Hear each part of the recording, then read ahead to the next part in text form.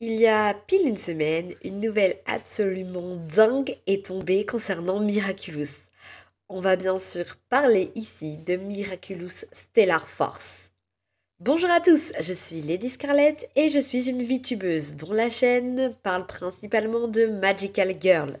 Je sors une vidéo tous les samedis à 18h. Allez, je vous laisse avec la suite de la vidéo qui aujourd'hui est extrêmement croustillante. Le 7 juin 2025, un poster intrigant a été posté sur le compte officiel Instagram de Miraculous. On nous y annonce l'arrivée en 2025 de Miraculous Stellar Force. Mais alors, qu'est-ce que c'est exactement et de quoi ça parle? Alors déjà, Miraculous Stellar Force, c'est le prochain épisode spécial de Miraculous. C'est le spécial Tokyo puisque l'intrigue prendra place à la fois à Paris et dans la capitale nippone. L'épisode devrait durer environ 1 heure et devrait sortir visiblement avant la fin d'année 2025. On y retrouverait Marinette ainsi que Kagami comme personnages que nous connaissons déjà. Il faut aussi savoir que cet épisode sera en 2D et non en 3D. Donc ça va changer et je suis trop contente de ça parce que ça faisait très longtemps que j'espérais du Miraculous en 2D. Mais Miraculous Stellar Force fait partie d'un projet encore plus gigantesque. En effet, ce spécial Tokyo n'est qu'un avant-goût pour une toute nouvelle série spin-off de l'univers de Miraculous, prévue cette fois-ci pour 2027. L'épisode spécial, tout comme la série spin-off, devrait être, donc comme je l'ai dit, en animation 2D et serait produite par un studio japonais. Je précise aussi que Miraculous Stellar Force est une création de Thomas Astruc. Je vous dis tout cela, mais je ne vous ai pas encore parlé de l'intrigue, du speech qui nous attend dans Miraculous Stellar Force. Eh bien, écoutez, à l'instar de Miraculous, l'intrigue va se dérouler dans une école, ici internationale et basée à Tokyo, où on va suivre l'aventure de 12 élèves, dont 3 qui ont l'air d'être mis plus en avant que les autres, et on a même déjà leur nom. Mickey, que vous voyez en jaune au milieu, Mayotte à sa droite, plutôt dans des tons sombres, et vous avez aussi le troisième personnage, donc Yulu. Moi j'aurais tendance à dire Yulu, mais voilà, donc Yulu qui est à sa droite et qui porte une tenue rouge. Ces élèves vont découvrir qu'ils sont les gardiens de la matrice stellaire. Alors on ne sait pas vraiment ce que c'est, mis à part qu'il s'agirait d'une arme cosmique ancienne et visiblement cassée. Et ces héros vont devoir affronter des ennemis galactiques, dont un qui s'appellerait le Modeleur, et une autre force menaçante connue sous le nom de Suprême. On a beaucoup d'informations d'un seul coup, et pas mal de points sont encore en suspens. Sur l'affiche, tout comme dans le speech de Stellar Force dévoilé, Chat Noir n'est pas présent. J'imagine qu'il ne fera pas partie de l'épisode spécial, et encore moins de la série spin-off. D'ailleurs, je me demande si dans la série spin-off, on aura des fois des interventions de Ladybug. J'imagine que oui, alors elle fera peut-être pas de grandes apparitions ou de grands moments, mais peut-être au travers d'un appel ou ce genre de choses, je ne sais pas. Mais j'imagine qu'on aura en tout cas des références directes à Miraculous et à Ladybug. J'en reviens à Chat Noir. J'imagine que c'est assez symptomatique de ce qui pourrait se produire dans la saison 6 concernant Chat Noir, puisque c'est devenu finalement un héros plutôt personnage secondaire. Si Adrien est au premier plan, eh bien Chat Noir dans cette saison 6, je le trouve plutôt effacé pour le moment et à voir si ça va continuer dans la suite de la saison 6. Dans les combats, en effet, il occupe quand même une place moindre qu'avant. Et même s'il a débloqué un nouveau pouvoir, celui donc d'effacer la mémoire à travers son pouvoir de destruction, eh bien, ouais, j'ai l'impression vraiment qu'il est relégué au second plan dans cette saison 6.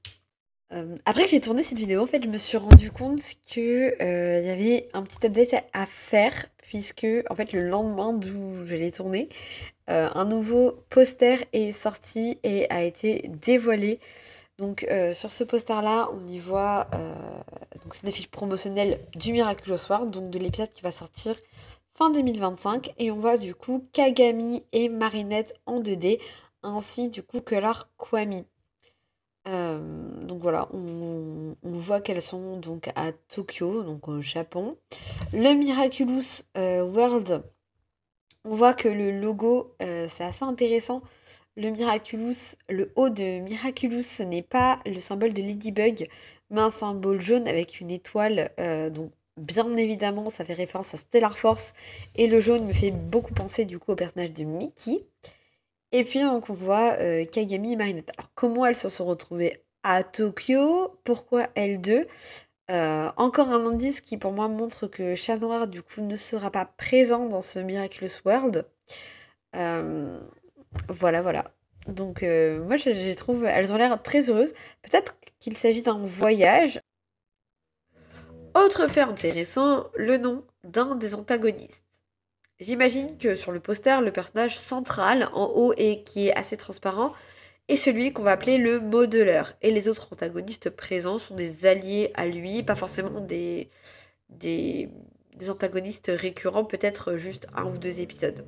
Non, moi je vous parle de l'autre entité antagoniste annoncée dans Stellar Force, le Suprême. Ce nom n'est visiblement pas inconnu à l'univers de Miraculous car c'était déjà celui de l'entité antagoniste très mystérieuse de l'épisode spécial Miraculous Paris dans le monde originel de Toxinelle et Griffe Noire. Donc clairement, le Suprême, c'était déjà un personnage qui allait faire son apparition dans Miraculous. Pas du coup finalement dans la série originelle et dans la série, la trame principale, mais dans le spécial Tokyo et dans la série spin-off. Donc ça c'est très très intéressant. On va pas avoir une série spin-off sur Toxinelle et Griffe Noire, mais le Suprême lui va être présent. Ou peut-être que une série spin-off est en préparation sur Toxinelle et Griffe Noire, je ne sais pas. En tout cas, moi j'aurais bien aimé les retrouver. Alors je ne sais pas si les personnages auront des bijoux magiques pour se transformer, car cela ne saute visiblement pas aux yeux sur le poster. J'ai pas l'impression de voir des bijoux qui vont leur permettre de se transformer. Donc peut-être que ce sera via autre chose. En revanche, sur la fiche promotionnelle, on voit bien les deux mechas entre Ladybug et Ryuko, qui sont des éléments assez emblématiques dans les animés, notamment dans des œuvres comme Goldorak, Evangelion ou la franchise Gundam. Et les mechas sont aussi très présents dans un autre style de production japonaise, les Sentai, qui sont des séries nippones de super-héros. Et je vous rappelle que Miraculous s'inspire beaucoup du lore de super-héros, donc ça m'étonnerait pas qu'ici, eh bien, on soit sur quelque chose se rapprochant des Sentai. Je m'explique. En Occident, on a le pendant des séries Sentai, que nous, on connaissait donc quand on était plus jeune sous le nom de Power Rangers, qui étaient des séries américaines, mais de base, ce genre de série, ça vient du Japon. Et ça a été inspiré par des séries comme Bioman, qui là, pour le coup, est sorti en France et était visible donc sur le club Dorothée. Donc là, c'est sans doute plus parlant pour tout le monde si je vous parle de Power Rangers et donc de super-héros qui combattaient souvent. On avait l'apparition d'un mecha, donc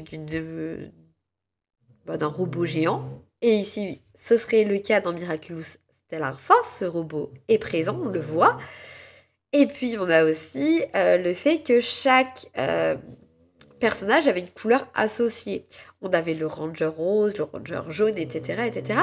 Et quand on regarde les trois personnages qui sont le plus récurrents sur cette affiche, donc Mickey, Mayotte et Yulu, on voit qu'ils ont chacun une couleur associée et ça se saute aux yeux. Et même les autres personnages, les autres élèves qu'on va suivre, donc les 12 élèves, ça se voit aussi. On voit parfaitement la couleur qu'ils représentent et la couleur qui leur est associée. Sachant que dans les animés japonais, les couleurs ont une signification pour un personnage. Donc ça, c'est un fait qui me saute aux yeux et qui me paraît très intéressant.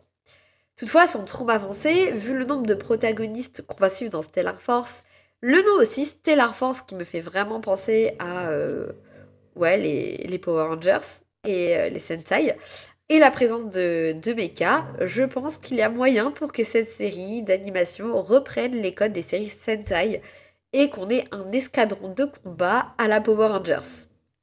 Une chose est certaine, Miraculous surprend.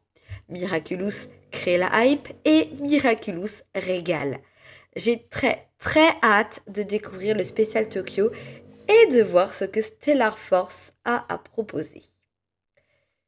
Dites-moi en commentaire ce que vous en avez pensé et quelles sont vos théories concernant cette sortie, donc soit sur le spin-off, la série spin-off, soit sur le spécial Tokyo, et qu'est-ce que vous aimeriez voir dans Stellar Force. En tout cas, moi, je vous dis à très bientôt pour une toute nouvelle aventure magique.